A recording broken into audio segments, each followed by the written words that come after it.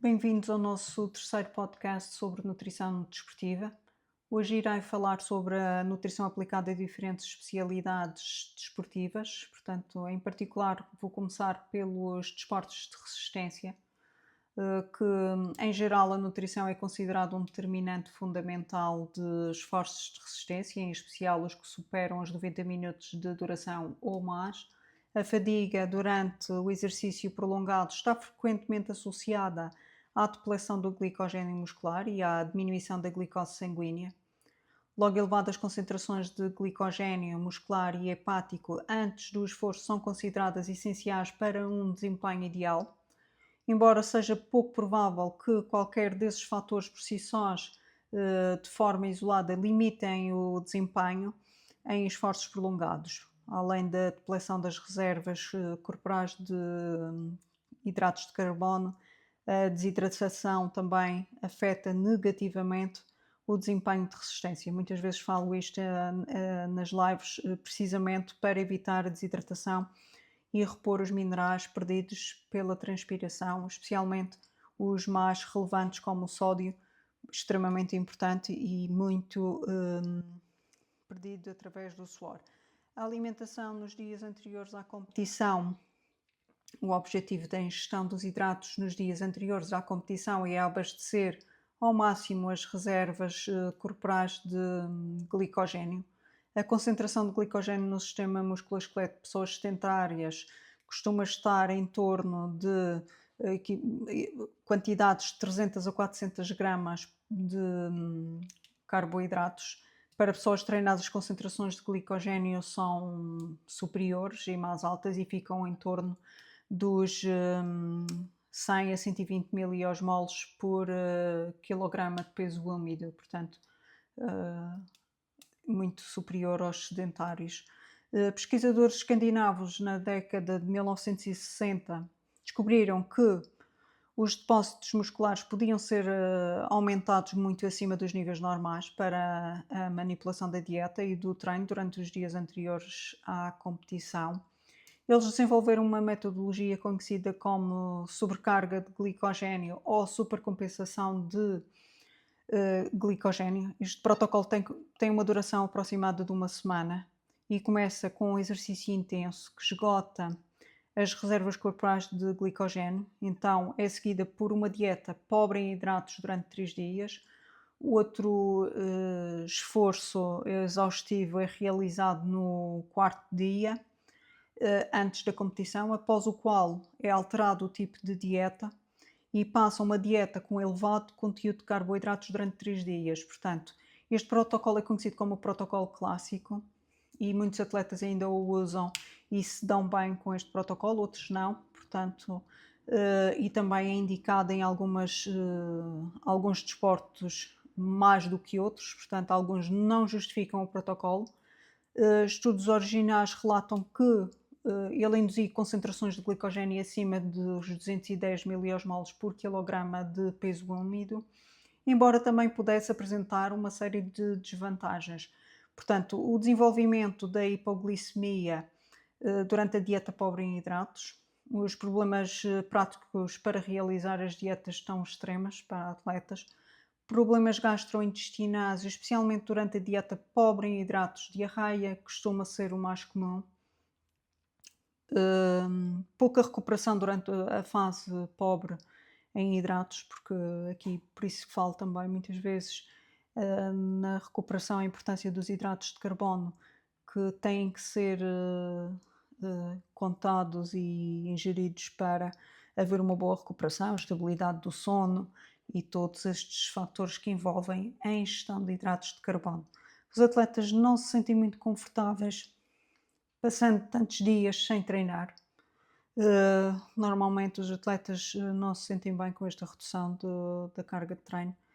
Um maior risco de lesão, alterações emocionais durante a dieta, pobre em hidratos, alguma irritabilidade, dores de cabeça que pode ocorrer. São estas algumas das desvantagens deste protocolo. Devido aos problemas do protocolo clássico, baseiam-se em dados que mostravam que atletas treinados não necessitam na fase de depleção para produzir uma supercompensação de glicogênio, muscular no começo dos anos 1980 e foi proposto um protocolo modificado, portanto, um outro tipo de protocolo. Esta estratégia é muito menos radical e mais fácil de se implementar do que a do protocolo clássico. Produziam uma concentração de glicogênio muscular semelhante, quase aqui em torno dos 203 miliosmoles por quilograma de peso corporal, peso úmido, de forma a estratégia geral proposta pela versão modificada ao protocolo de sobrecarga é nos dias anteriores à competição diminuir consideravelmente o esforço de treino, em vez de fazer uma redução drástica em termos de ingestão de hidratos de carbono. Aqui reduz a carga de treino na fase de tapering ou de ajuste e ao mesmo tempo aumentar significativamente o conteúdo de hidratos na dieta, sobretudo nos últimos 3 dias antes da competição. Este protocolo modificado apresenta a vantagem de ser mais prático e na preparação para a competição, pois evita a fadiga associada a baixos níveis de glicogênio muscular, registada na fase de depleção, além de ser uma estratégia de treino e alimentação mais simples de se realizar. Eu pessoalmente acho esta estratégia muito mais prática e melhor em termos de tolerância. Eu própria já usei e acho muito mais interessante do que levar as reservas de glicogênio ao esgotamento. Enquanto os protocolos de sobrecarga de glicogénica mencionados são eficazes para aumentar as reservas musculares de glicogênio até níveis mais elevados, todos compartilham uma limitação. Exigem vários dias para serem executados. Isso é importante para atletas que não desejam interromper ou alterar o seu programa de treino durante tanto tempo após a competição e por isso há necessidade de desenvolver protocolos de sobrecarga de glicogênio de menor duração. Portanto, alguns fazem 3 dias, outros fazem 4 dias. Os 7 dias já não se utiliza praticamente. Neste sentido, um dos protocolos mais breves relatados na literatura é o proposto por Fairchild em 2002, baseando-se em relatos de taxas de recinto de glicogênio mais elevadas após exercícios de breve duração e intensidade quase máxima. Isto também é um protocolo executado onde, comparadas com as taxas registadas após os exercícios prolongados de moderada intensidade, os autores propuseram um protocolo que só necessitaria de um dia, portanto, neste caso, neste protocolo, um dia só de preparação. Neste estudo, 7 indivíduos do sexo masculino treinados em resistência realizaram um exercício de 3 minutos numa cicloergómetro, portanto, uma bicicleta estática, 150 segundos a 130% do VO2 máximo, seguido de um sprint máximo de 30 segundos, após o qual consumia uma dieta rica em hidratos de carbono, portanto 10,3 gramas por quilograma de peso corporal, após o qual consumia uma dieta rica durante 24 horas. Neste caso, minimizava-se a ingestão de alimentos pobres em energia, assim como alimentos ricos em proteínas e gorduras, para facilitar o consumo de alimentos e fonte de hidratos, principalmente de alto índice glicémico. Essa estratégia mostrou ser muito eficaz, já que aumentou os níveis de glicogênio muscular de valores iniciais de 109,1 para mais ou menos 8,2 miliosmoles por quilograma de peso úmido, portanto até 198,2 mais aproximadamente 13,1 miliosmoles por quilograma de peso úmido registados nas 24 horas depois. Portanto, houve aqui até uns valores interessantes em termos de aumento. Em conclusão, através dos diferentes protocolos, sobrecarga de glicogênio aqui mencionados, apenas algumas das estratégias mais populares, mas já há várias delas, portanto muitas, aqui só referi estas 3. É fácil levar as reservas de glicogênio muscular até níveis de 150 a 200 miliosmoles de quilograma de peso úmido, o que representa uma vantagem na hora da competição de exercícios de resistência prolongados. Portanto, mas também muito acima destes valores não existem grandes estratégias que aumentem muito mais do que isto. Portanto, por isso aqui referi estas estratégias, porque todas as outras andam em torno, praticamente são de valores quase insignificantes em termos de dados, portanto, de 190 para 200, 201, 202, é tudo em torno disto.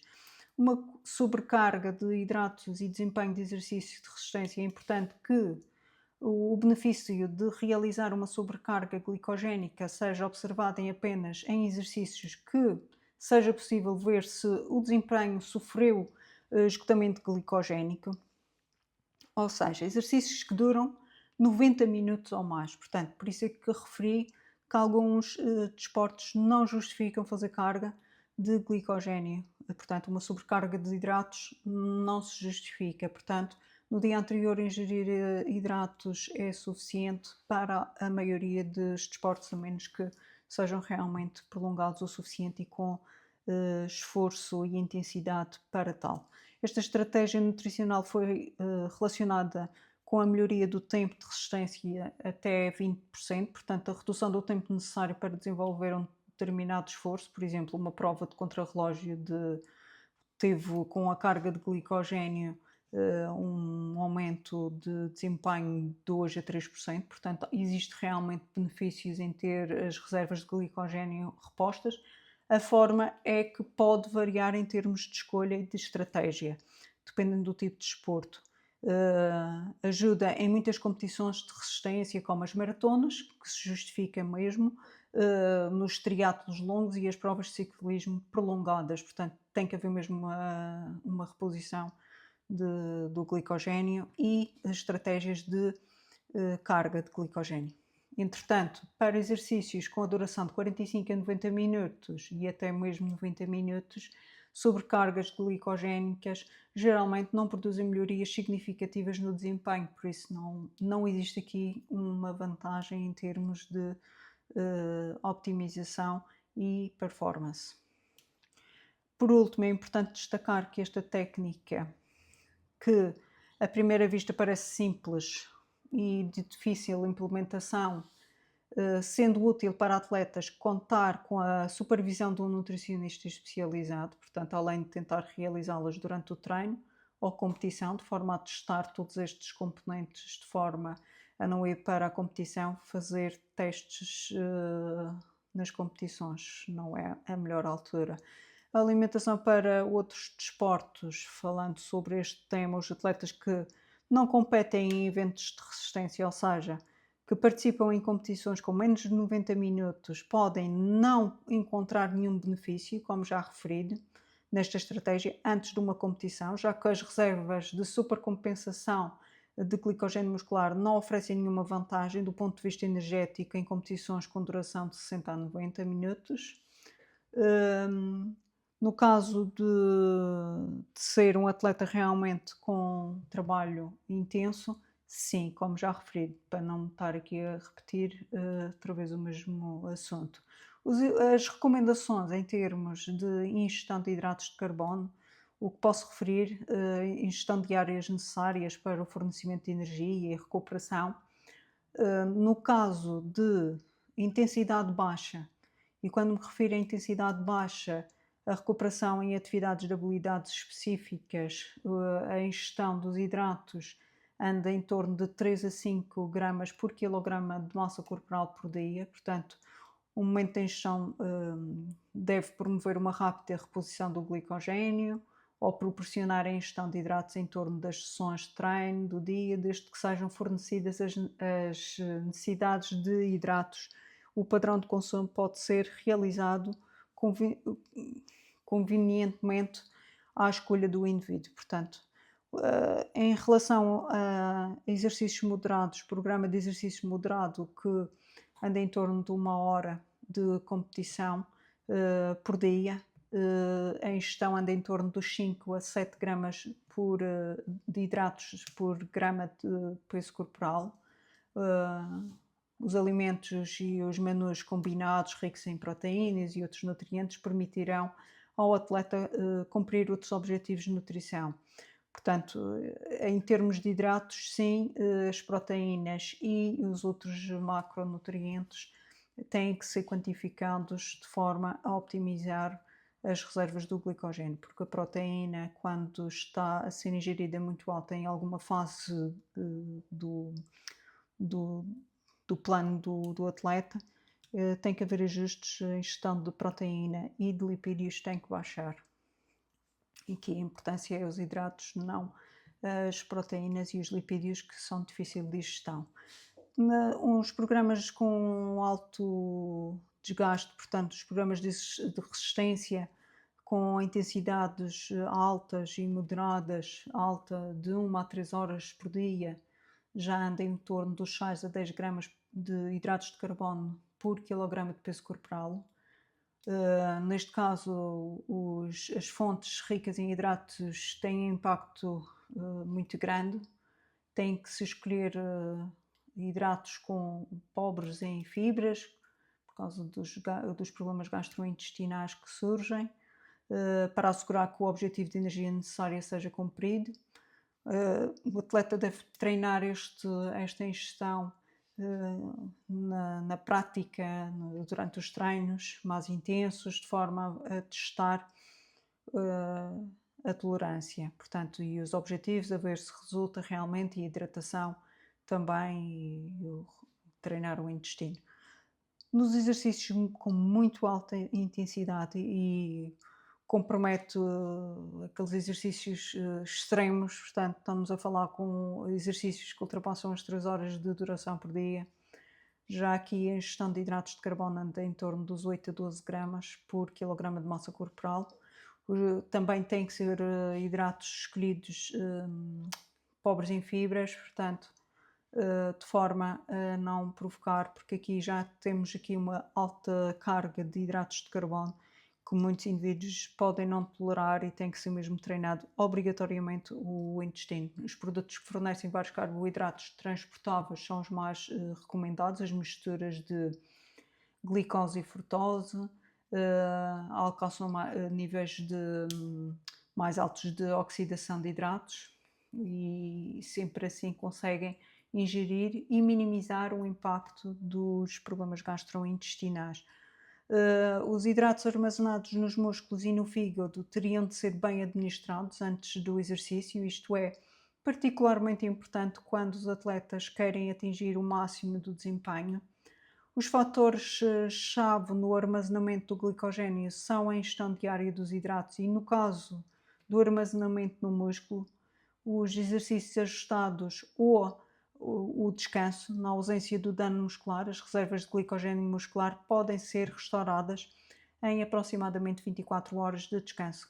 Caso haja uma ingestão adequada de hidratos de 7 a 10 gramas por quilograma de peso por dia, embora quantidades próximas das 10 gramas por quilograma de peso corporal por dia podem ser um pouco excessivas para desportos, por exemplo, como o futebol. Isto são valores mais recomendados para atletas de endurance, especialmente a corrida, o ciclismo, do que propriamente para desportos como o futebol, o rugby, por exemplo, outras atividades que são de intensidade intermitente. De qualquer forma, o mais prático seria programar o dia de descanso ou treino leve antes da competição e, ao mesmo tempo, seguir uma alimentação rica em hidratos antes da competição. Há um número significativo de pesquisas que relatam benefícios ao desempenho quando os hidratos são consumidos antes, durante o exercício de alta intensidade de aproximadamente 1 hora. Na realidade, este tipo de exercício, o corpo do atleta tem a capacidade de armazenar uma quantidade de hidratos que deveriam ser suficientes para aguentar a partida ou um evento de corrida ou uma prova de ciclismo com esta duração, mas sem necessidade de um fornecimento extra. Mas existe realmente aqui uma vantagem na ingestão durante o exercício. Portanto, o motivo pelo qual os hidratos adicionados apresentam uma vantagem na ingestão, evitando assim uma fadiga precoce e uma quebra de desempenho. Elas aqui, é possível que a ingestão dos hidratos melhore a função do cérebro e do sistema nervoso central, e há aí que eles realmente atuam, não necessariamente porque ele precisa de energia, mas atuando no sistema nervoso e trabalhando aqui a nosso sistema na função cerebral, reduzindo a percepção de esforço durante o exercício. Portanto, existe aqui ainda assim uma vantagem na ingestão, e quem se sentir bem assim é preferível que o faça do que a quebra aconteça. Em sintonia com isto, demonstrou-se que a infusão de glicose não afeta o desempenho, mas por exemplo, o que se pode fazer é um enxaguo de bucal com uma solução com hidratos, mas não engolir, portanto, durante a corrida, por exemplo, de 1 hora, que não há necessidade de ingestão de hidratos, mas pode fazer um enxaguo bucal que ajuda muito em termos cerebrais e de sistema nervoso, e assim ajudando a percepção de fadiga, que é diminuída. A ingestão de hidratos durante e depois do exercício também parece ajudar na resposta imune ao exercício, portanto aqui a importância de repor para as defesas do corpo não baixarem. Os parâmetros celulares frequentemente são reduzidos ou comprometidos depois de um treino prolongado. É razoável supor que a melhora no estado imunológico por meio da ingestão dos hidratos pode resultar em menos dias de enfermidade. Portanto, os atletas por vezes adoecem porque não repõem, após desportos intensos e muito esforço, a energia necessária, e aqui os hidratos têm um papel fundamental neste sentido. Nas horas antes ao evento, o que é recomendado o aumento da ingestão aliado à redução da intensidade e do volume de treino nos dias anteriores à competição. As reservas intramusculares do glicogênio. Entretanto, quando a preparação nutricional anterior à competição não foi ideal e se não conseguir realmente ingerir os hidratos pretendidos, ou já está há muitas horas sem comer, por algum motivo, é preferível realmente ingerir durante a competição os hidratos de carbono. Em suma, a importância das estratégias nutritivas para exercício nos meses anteriores à competição, e ir testando todos estes fatores para detectar e minimizar os efeitos adversos.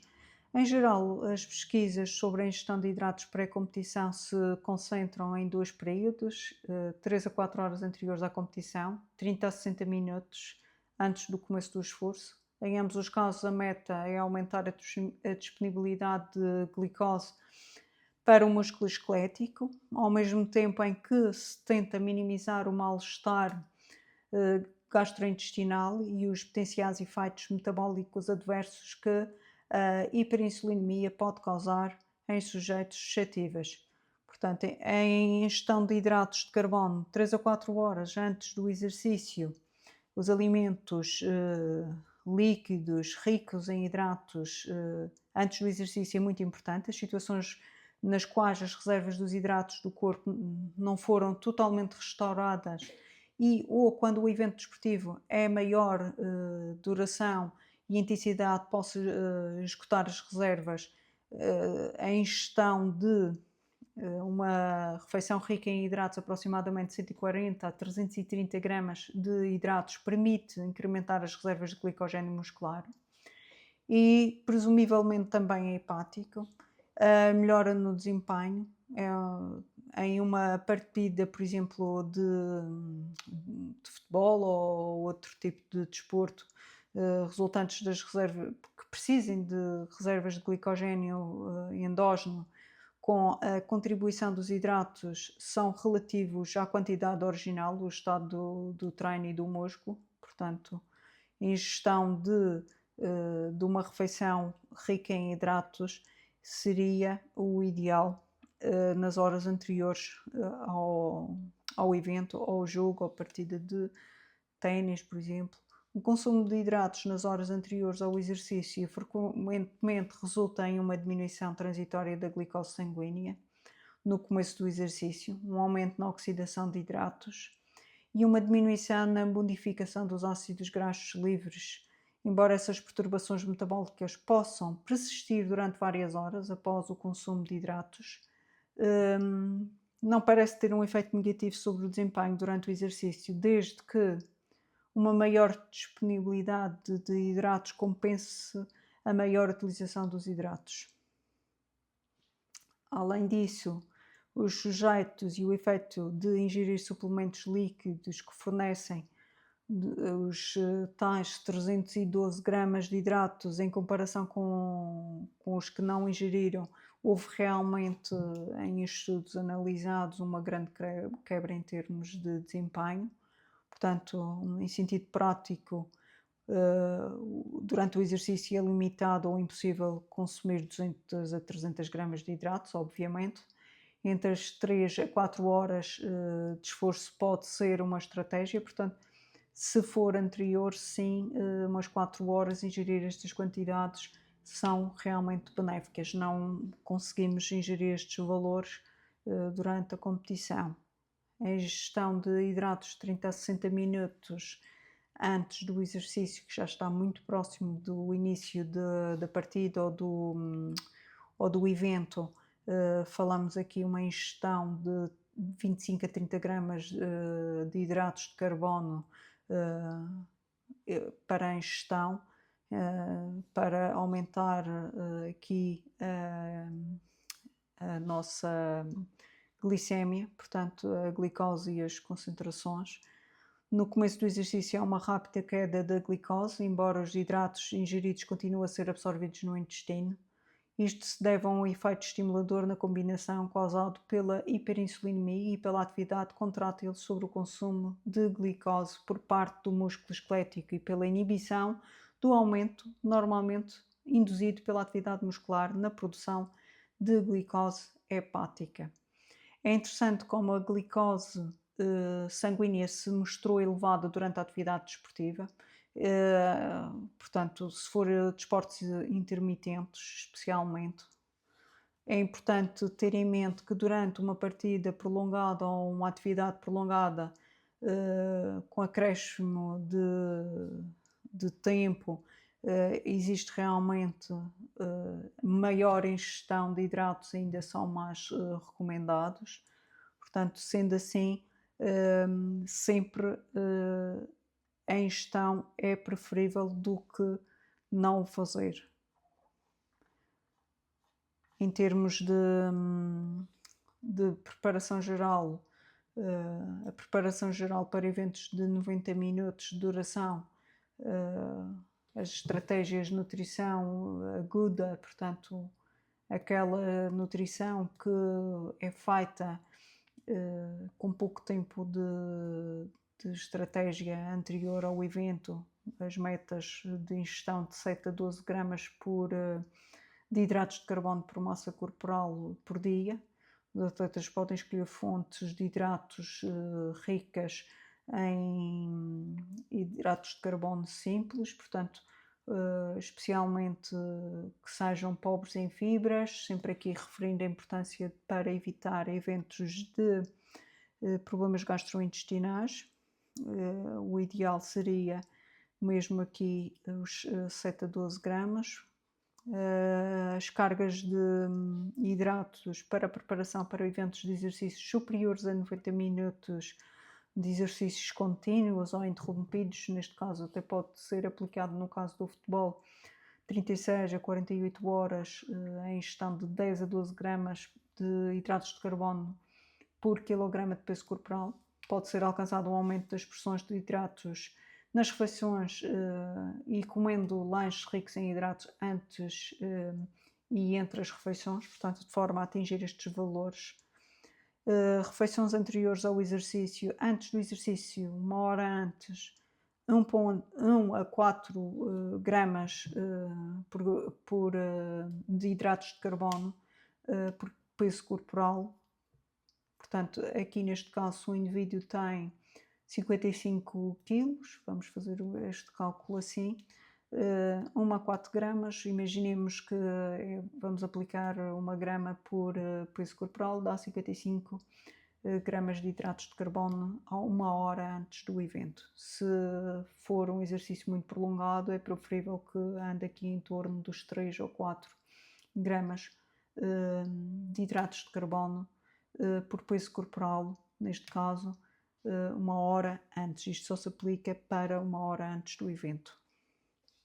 Tem que ser alimentos pobres em gorduras, fibras e proteínas, por causa dos problemas gastrointestinais. As proteínas são difíceis de digestão, portanto estamos aqui a falar, escolher hidratos com índice glicémico baixo para ser rapidamente absorvidos, para fornecer energia mais substancial para situações nas quais os hidratos não podem ser consumidos durante o exercício. Portanto, ao fazer esta ingestão, se a competição tiver a duração de 1 hora, já não precisa de ingerir mais nada durante a competição. Portanto, tem energia suficiente para tal.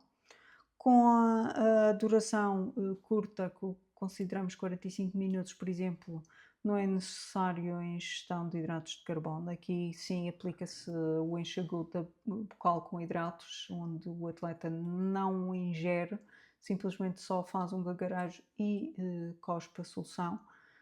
Em eventos de 45 a 60 minutos também não, temos recomendação.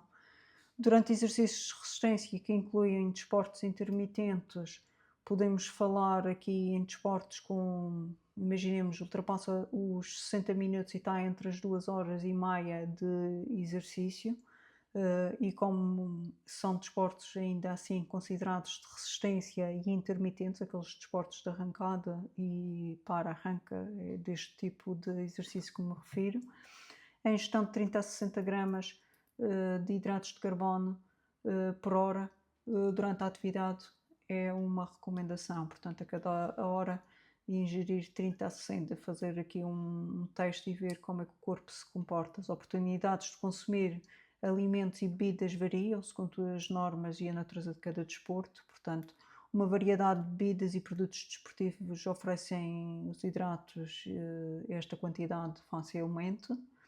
E pode ser útil para a disponibilidade de diferentes opções, portanto, usar géis, barras, outro tipo de alimentos.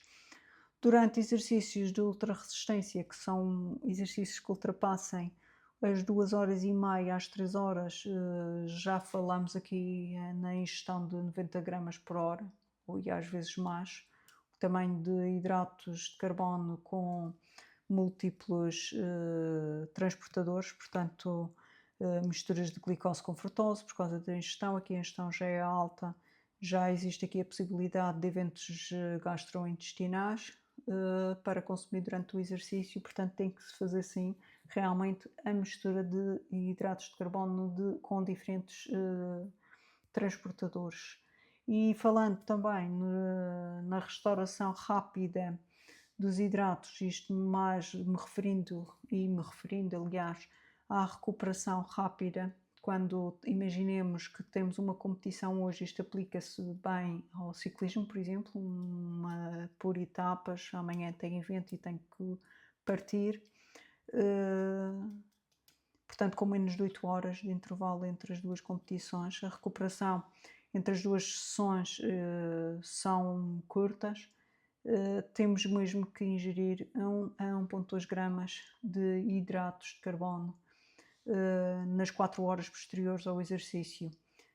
Portanto, e então retomar as necessidades diárias normais após essas 4 horas. As 4 horas após o término destas atividades, a importância mesmo de ingerir 1 grama a 1,2 gramas de hidratos por quilograma de peso corporal até 4 horas. Durante essas 4 horas ir repondo e hidratando.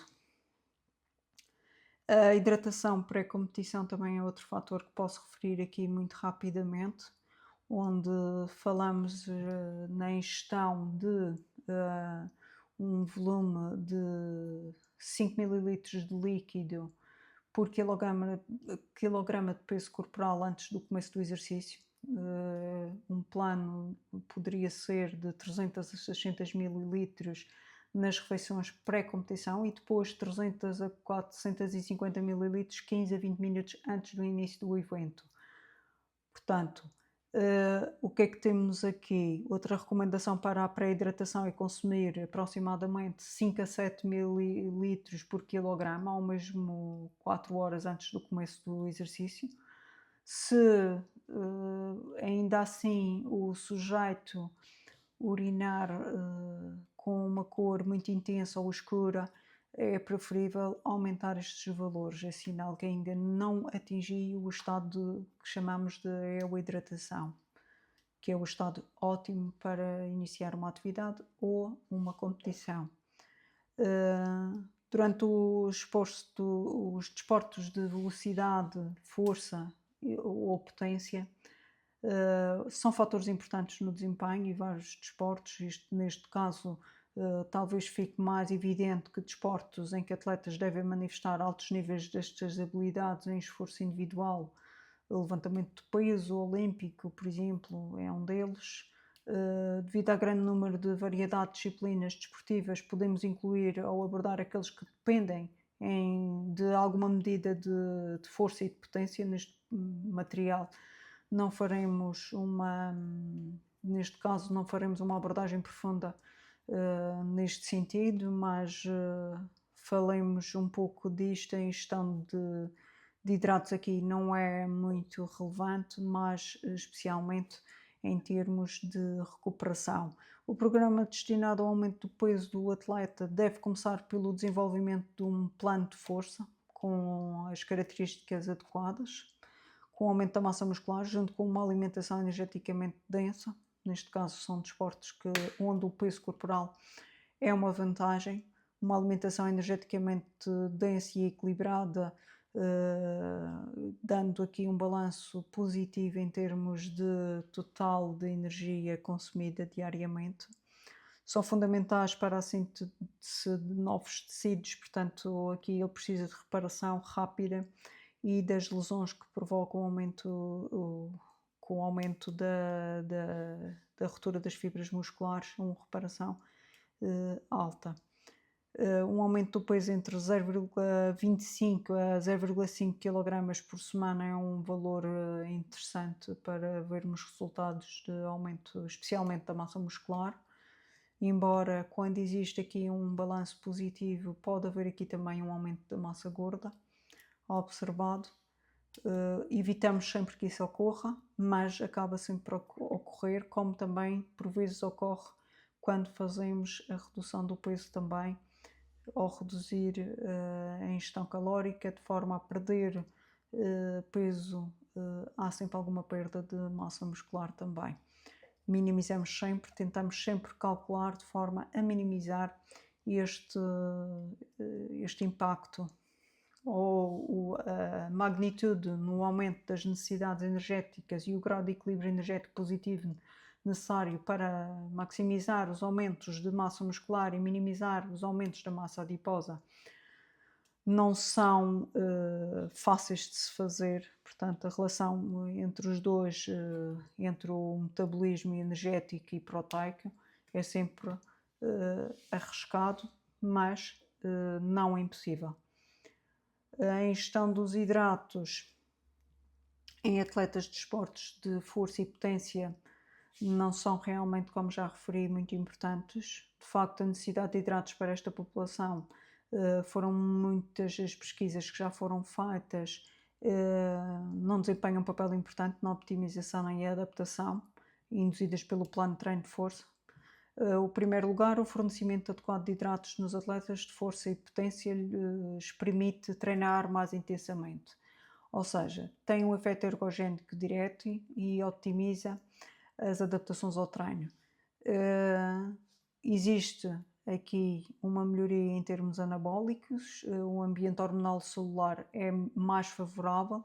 Alguns atletas de força ingerem poucos hidratos, mas ainda assim existe aqui valores de referência que devem ser seguidos para um equilíbrio energético líquido positivo, e evitar assim a degradação das proteínas musculares, ou para melhorar os aspectos da recuperação e adaptação ao treino. Na literatura não há estudos longitudinais que tenham avaliado a ingestão diária total dos hidratos nos resultados associados ao treino de força. Entretanto, alguns estudos avaliaram os efeitos da implementação aguda com hidratos antes e ou durante a sessão de força sobre diferentes aspectos do desempenho nessas sessões. Portanto, a importância de aqui, nesta modalidade, a ingestão que se consegue ter como referência entre 5 a 6 gramas de hidratos de carbono por quilograma de peso corporal por dia. Os requerimentos de proteína andam em torno dos, especialmente as ricas em todos os aminoácidos, portanto estamos a falar de proteínas de alto valor biológico e provenientes de origem animal, e se for vegetal temos que ter isto em atenção, que tenha todos os aminoácidos essenciais, embora haja aqui alguma controvérsia, mas anda em torno de 1,2 a 2 gramas de proteína por peso corporal por dia. Portanto, valores também acima não foram realmente encontradas grandes vantagens, porque temos o efeito do músculo cheio e o que realmente é ingerido a mais e acima destes valores vai para a oxidação, não havendo grandes benefícios e muito pelo contrário, havendo problemas em termos renais para a eliminação do ácido úrico. É importante destacar que, embora o valor máximo geralmente recomendado ande mesmo realmente nos 2 gramas, o dobro do valor correspondente em atletas, por exemplo, sedentários, 0,8 gramas por quilograma por dia. Essa quantidade de proteína é relativamente fácil de alcançar numa alimentação natural e variada, e não sendo imprescindível no consumo de suplementos de proteína, sobretudo quando atletas consomem energia suficiente. Uma dieta não precisa de ter tanta quantidade de proteína, só se aumenta a proteína realmente quando existe um déficit calórico, para não haver grandes perdas em termos de massa muscular e haver a queima de gordura, que é o que interessa nesses casos. Vamos então, dou por fim esta sessão, que já estou a prolongar um pouco, para não vos maçar. Fazemos uma continuação numa outra sessão de podcast. Obrigada.